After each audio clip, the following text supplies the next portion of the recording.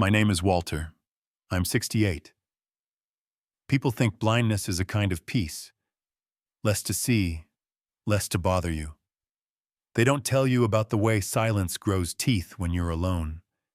They don't tell you that darkness is full of shapes you can't prove and voices you can't trust.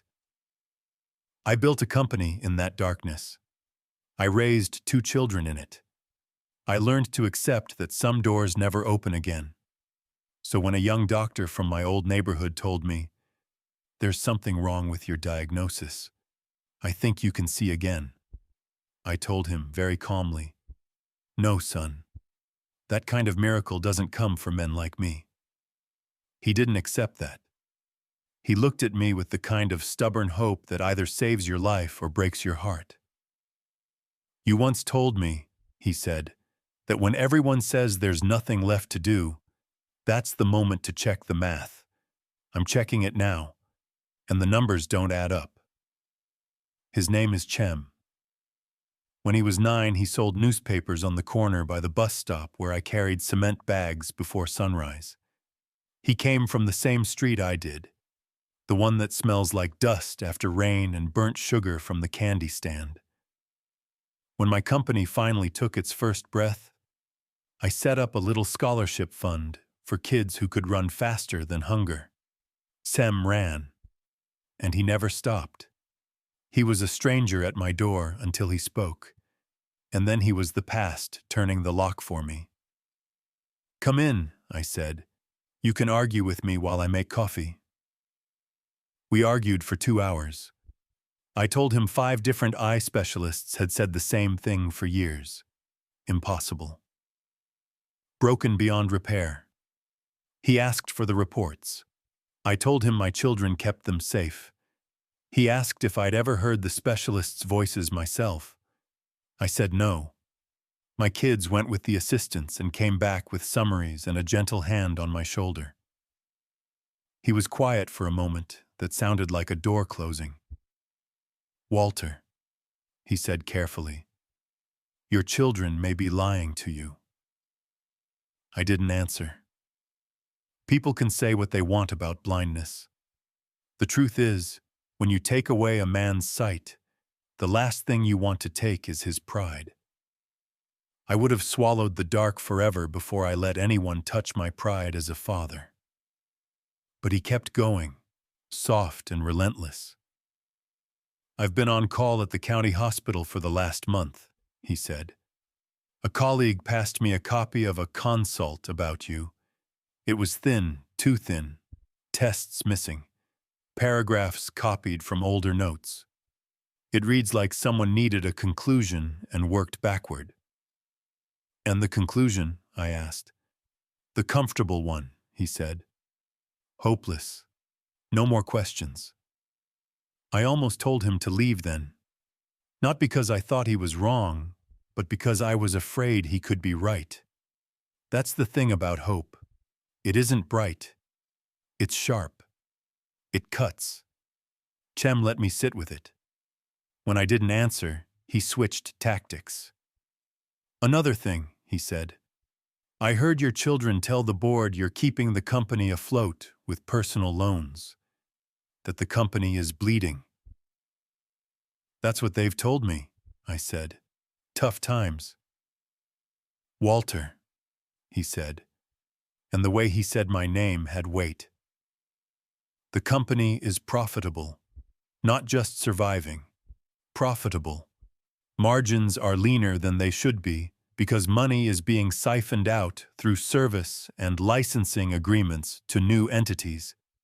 Those entities share addresses with your daughter's consulting firm and your son's logistics partner." I kept my face still. A blind man learns early that stillness is currency. "Forget rumors," he said. "I pulled public filings. I can map it for you in plain lines, if you'll let me." I poured more coffee into cups I couldn't see. My hands knew the kitchen better than my eyes ever had. "You're telling me the company is being emptied piece by piece?" "Yes," he said, "and I'm telling you, the same kind of piece by piece has been happening to your body. just in the opposite direction. They chip away at your will by saying there's no surgery, no chance, no use. But I checked the math. I think the cable works, and the glass is dirty. I breathed. Talk like I'm not a doctor. He did. Your eyes are windows. The glass can cloud. The frame can scar. But behind the window there's a cable that carries messages to the brain. If the cable is working and there's still light coming in, you can clean the glass. Carefully. It won't bring back every detail, and it won't be instant. But light becomes shapes. Shapes become letters. Letters become your life again. And if the cable is cut? I asked. Then I would tell you the truth, he said. I promise you that. I don't sell miracles.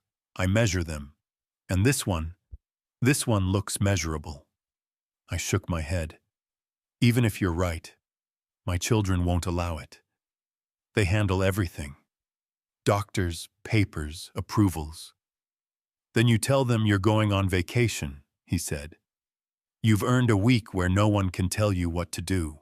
I laughed because that sounded like a luxury you had to be able to see, to enjoy. Cem didn't laugh with me. He waited, the way you wait for a stubborn door to accept the key.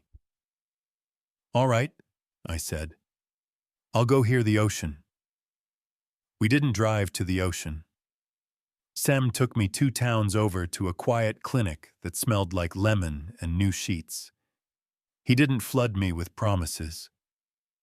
He ran the tests. He spoke to me like a man who understands debt and interest, what we owe to truth, what returns we can expect from effort.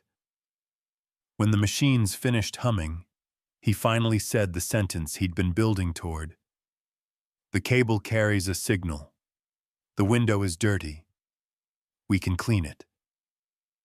Plain words, I told him. Your eyes aren't dead, he said. One is faint, one is stronger. We replaced the cloudy lens, smoothed the scar.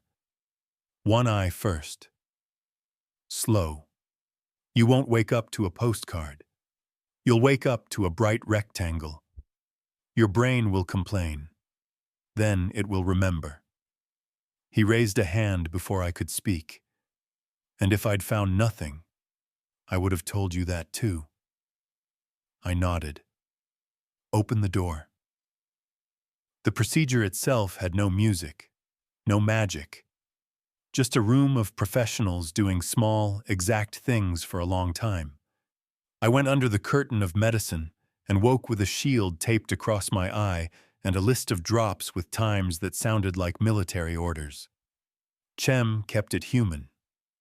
If you sneeze, be polite about it, he said. No heroics. The next morning he peeled back the shield. First there was burn and blur and stubborn tears.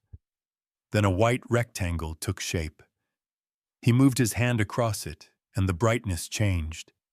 Inside the rectangle were black bars I knew from a lifetime ago. Say what you see, he whispered. E, I said. The letter felt like a contraband word, smuggled across a border. We didn't cry. He set out the schedule. Drops, rest, short walks.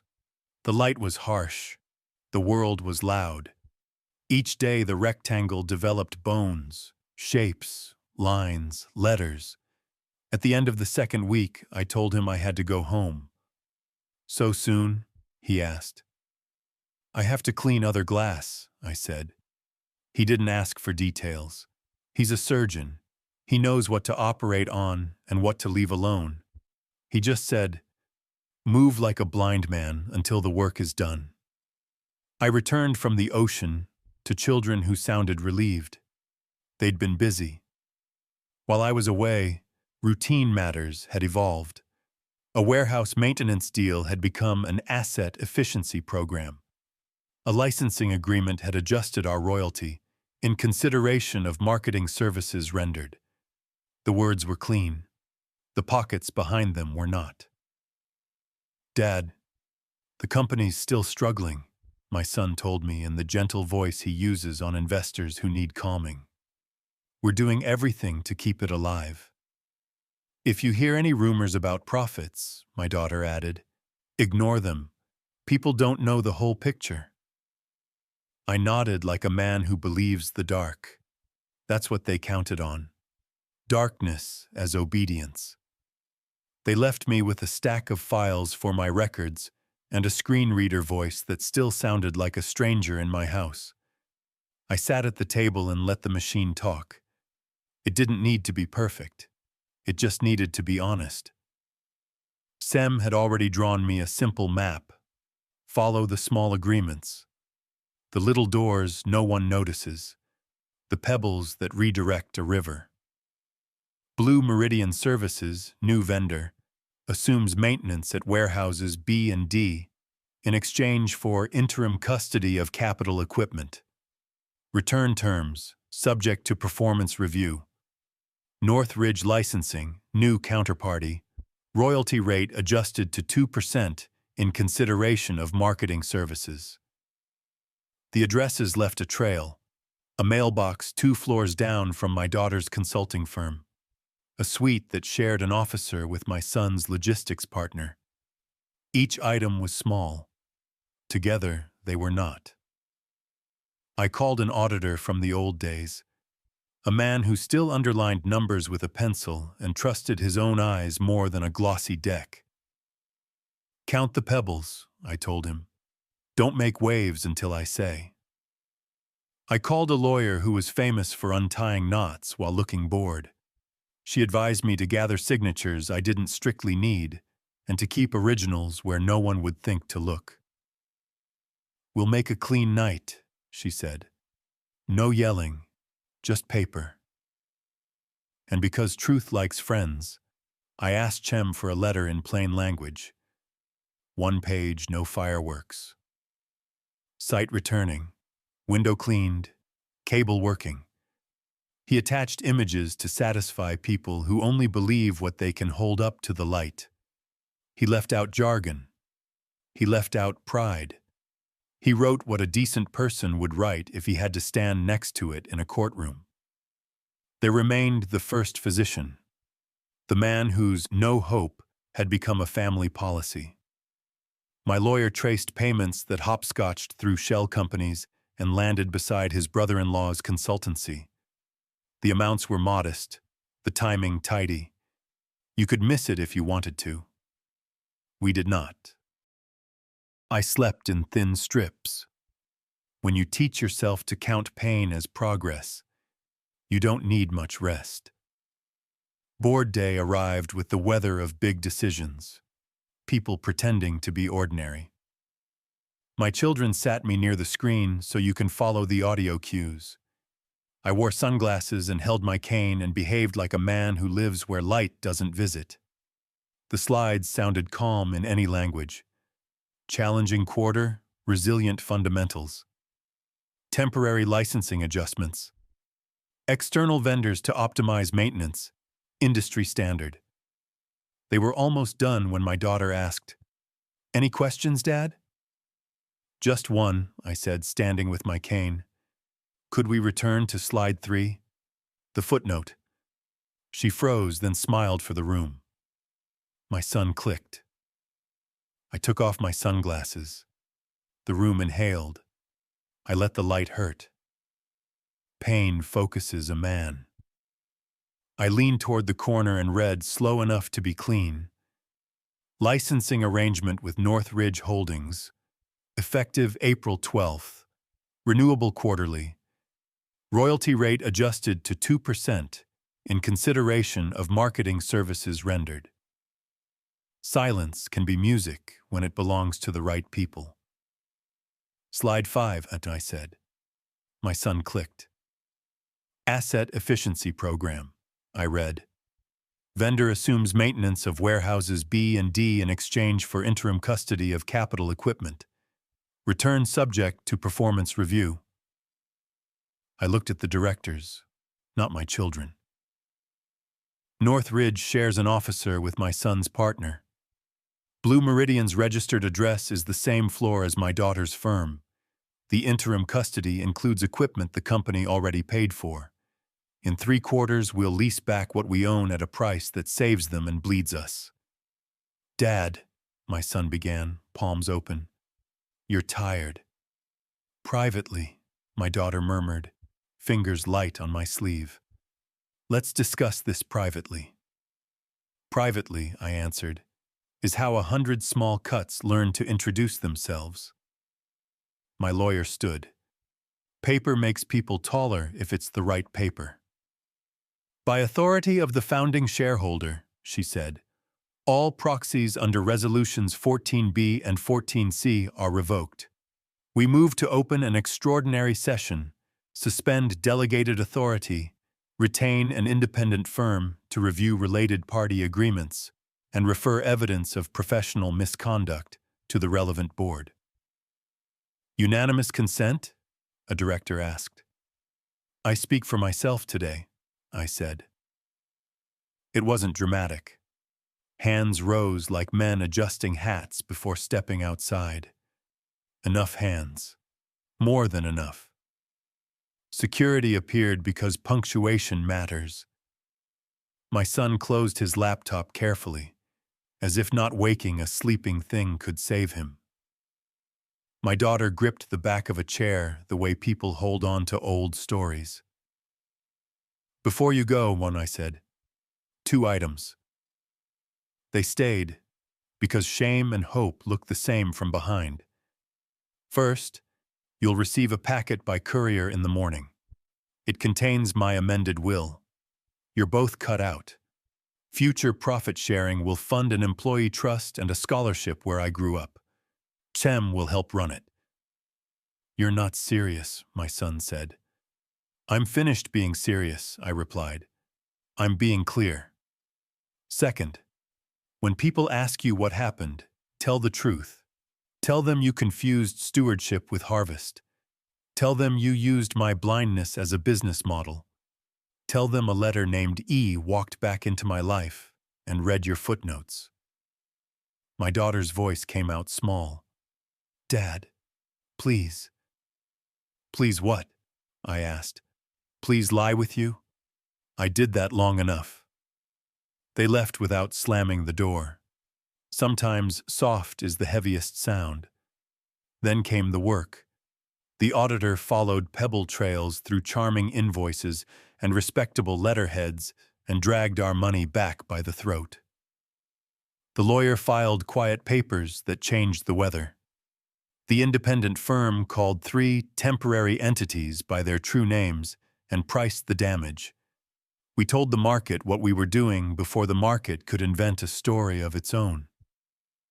The employees watched and, slowly, stood a little taller. Cem came by evenings the way a good son stops on his way home to check if the lights are off. He made me read cereal boxes and bus schedules. Your brain needs boring, he said. It can't live on first kisses. We walked the old street. He pointed at kids with loud backpacks and no apology in them. Shoes, he said quietly. You bought me my first real pair. I intend to spend the rest of my life making sure that wasn't wasted. At the next board meeting, I sat in the middle instead of hugging the projector like a lifeline. We voted through the employee trust and the scholarship fund. We elevated managers who had done quiet, smart things while other people were being loud and wrong. The company exhaled. My children's lawyers called. Mine answered. The law is slow, so we don't have to be. I kept my words for the plant by the kitchen window, which I could finally see leaning toward a square of afternoon.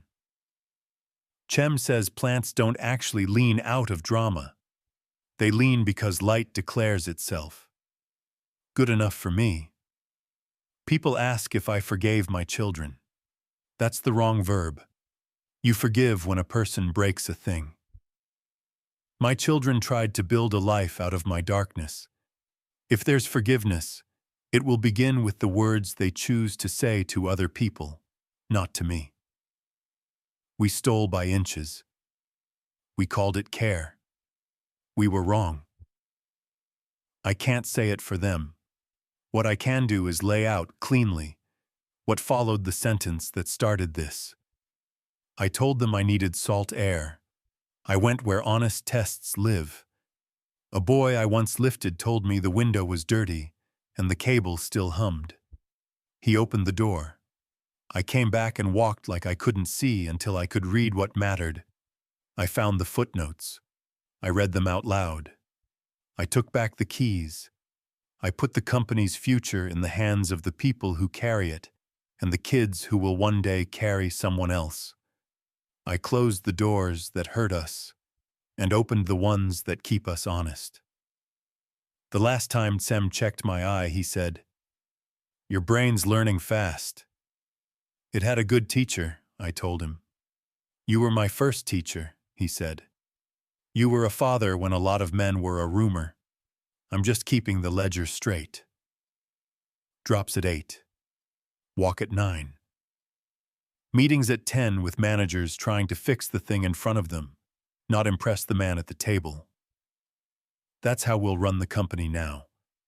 Not like a lighthouse from the old days, but like lights turning on in rooms where we work. If you want one last statement, take this. I will not go blind to make anyone comfortable, not to keep the peace, not to preserve the family fiction, not to let thieves keep calling themselves caretakers.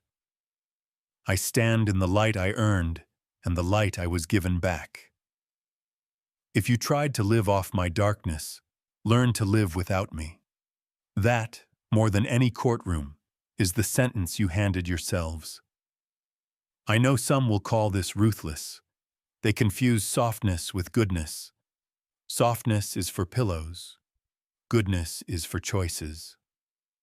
I chose the light, and I chose it in public. We begin. Right.